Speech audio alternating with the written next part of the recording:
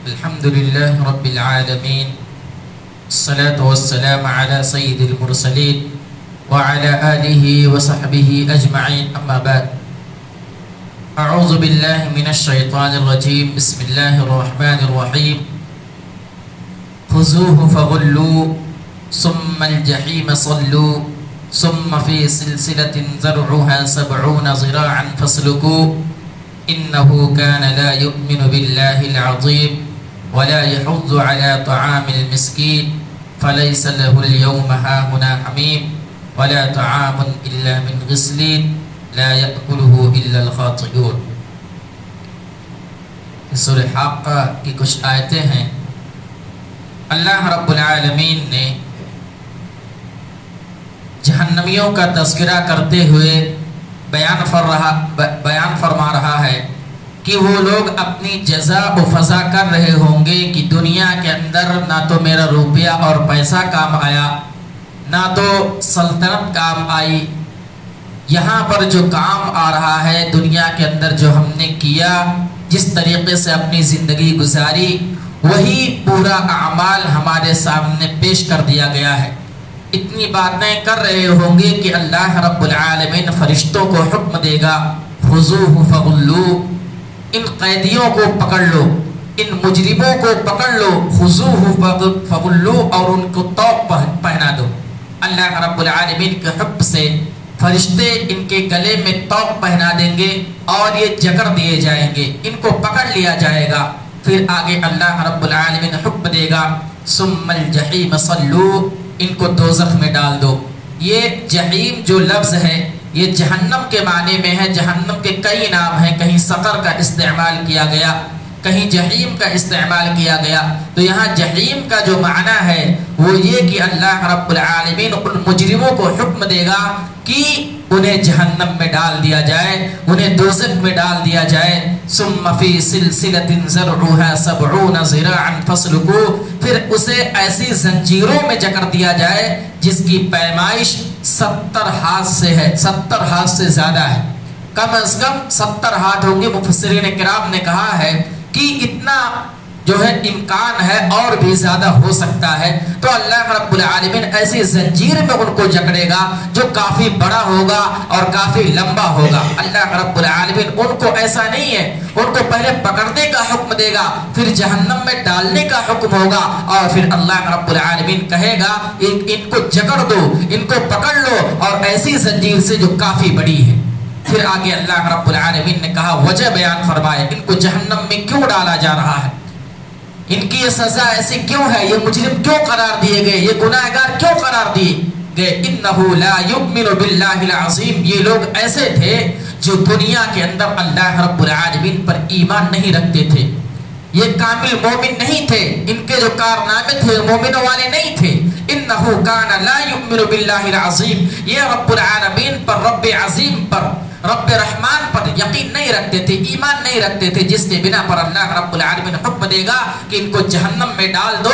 وہ جہنم جو کھول رہی ہوگی، چنگار رہی ہوگی، اپنی اس کی آواز اتنی خطرناک ہوگی کہ لوگ آدمی سن کر کے ڈر جائیں گے. اس میں اللہ رب العالمین ڈالنے کا حکم دے گا. وجہ کیا بیان فرمایا، ایمان والے نہیں ہوں گے، اللہ کے مطابق اپنی زندگی نہیں گزاری ہوگی. اور آگے بیان فرمایا، ولا يحض على طعام المسکین، مسکین کے کھانا کھلانے پر رغبت نہ دلاتا تھا.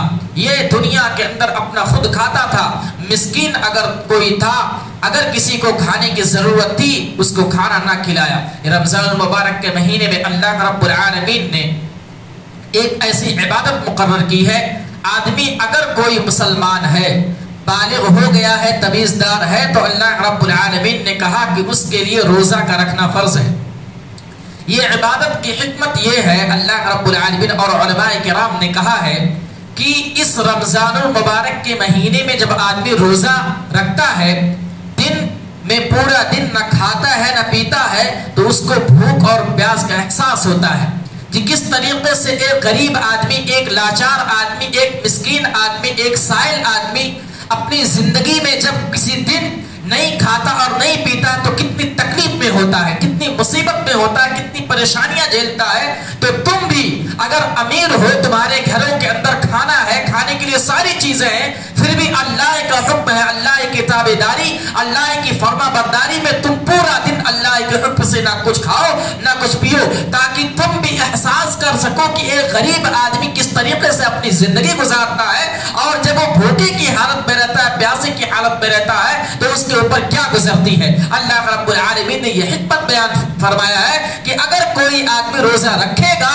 تو اس کو بھی احساس ہوگا کہ ہاں کس طریقے سے ایک آدمی بھوکے کی حالت میں، پیاسے کی حالت میں کس طریقے سے آدمی پریشان رہتا ہے۔ اس لیے اللہ رب العالمین نے روزے کا حکم دیا تاکہ آدمی روزہ رکھے اور احساس کرے کہ کس طریقے سے ایک آدمی بھوک اور پیاس کی شدت میں کتنی پریشانی اور کتنی مصیبت کا سامنا کرتا ہے۔ اللہ رب العالمین نے کہا وَلَا يَحُضُّ عَلَىٰ طَعَامِ الْمِسْكِينِ، مسکینوں کو کھانا کھلانے پر نہیں ابھارتا تھا۔ اس لیے اگر اللہ رب العالمین نے ہم اور آپ کو مال و دولت سے نوازا ہے، اگر ہم اتنی استطاعت اور طاقت رکھتے ہیں کہ کسی غریب، کسی مسکین، کسی لاچار کو کھانا کھلا سکیں تو ضرور کھلائیں، کیونکہ اللہ رب العالمین نے اس کی ترغیب دلائی ہے۔ اور اگر کوئی آدمی طاقت رکھنے کے باوجود کسی مسکین، کسی غریب کو کھانا نہیں کھلاتا ہے تو اللہ رب العالمین اس کو جہنم میں جانے کی وجہ میں سے ایک وجہ بیان فرمائی کہ آدمی اللہ رب العالمین کے حکم کے باوجود کسی غریب، کسی مسکین کو کھانا کھلانے پر ابھارتا نہیں تھا۔ اس لیے اللہ رب العالمین کا حکم ہے ہم اور آپ اگر طاقت رکھتے ہیں تو کسی غریب اور کسی مسکین کو ضرور کھانا کھلائیں۔ اور آگے بیان فرمایا فَلَيْسَ لَهُ الْيَوْمَ هَاهُنَا حَمِيمٌ، بس آج اس کا کوئی دوست نہیں ہے۔ اس دنیا کے اندر دیکھتے ہیں غریب ایک مالدار آدمی کے آگے پیچھے لگے ہوتے ہیں لوگ، چار ادھر، چار ادھر، چار آگے، چار پیچھے، سارے لوگ لگے ہوتے ہیں، لیکن وہاں اللہ رب العالمین کا کوئی دوستی، کوئی یاری کام نہ آنے والی ہے۔ وہی جو ہمارے اعمال ہیں اسی کے مطابق اللہ رب العالمین فیصلہ کرے گا۔ دوستی یاری نہیں، ہاں یہ کہ اگر کوئی متقی آدمی ہے، اس دنیا کے اندر متقی آدمی زندگی اپنا اللہ کے خوف سے گزار کر کے گیا ہے تو کل قیامت کے دن بھی ان کی دوستیاں قائم رہے گی۔ اگر وہ دوست بھی متقی ہے، جنتی ہے، تو ان کی دوستیاں وہاں بھی قائم رہیں گی۔ لیکن اگر جس کے اعمال صحیح نہیں ہے، مجرم قرار دیا گیا ہے، جہنمی قرار دیا گیا ہے، تو اس کی دوستی وہاں پر قائم نہیں رہے گی، بھول جائیں گے سارے دوست یار، پتہ نہیں کہاں چلے جائیں گے، اپنے اپنے عالم میں سب لوگ پریشان ہوں گے۔ اور آگے کہا وَلَا طَعَامٌ إِلَّا مِنْ غِسْلِينٍ، اور نہ سوائے پیپ کے اس کی کوئی غذا نہیں ہوگی، یعنی اس دن جہنمیوں کے لیے جو کھانا ہوگا وہ پیپ کے سوا کچھ نہ ہوگا۔ جو کھانا ہوگا اتنا خطرناک، یہاں دنیا کے اندر ہم طرح طرح کی ڈشیں کھاتے ہیں، لیکن اگر اللہ نہ کرے ہمارا فیصلہ جہنمیوں میں سے ہو گیا تو جان لیجئے کہ ان کا کھانا، ان کی غذا جو ہوگی وہ پیپ ہوگی، خون ہوگا۔ اللہ رب العالمین نے قرآن مجید کے اندر اس کی تلقین کی ہے اور کہا لا یأکلہ الا الخاطئون، یہ جو کھائیں گے یہ وہی لوگ کھائیں گے جو خطاکار ہوں گے، جو گناہگار ہوں گے، جو جہنمی قرار دیے گئے ہوں گے، جن کا فیصلہ ہو چکا ہوگا کہ یہ جہنم میں جائیں گے، وہی لوگ کھائیں گے، اس کے علاوہ کوئی نہ کھائے گا۔ اللہ رب العالمین نے اس طریقے سے جہنم کے بارے میں اور جہنمیوں کے بارے میں تذکرہ کیا ہے۔ ہم اور آپ قرآن پڑھیں اور دیکھیں اور اپنے اعمال کا محاسبہ کریں۔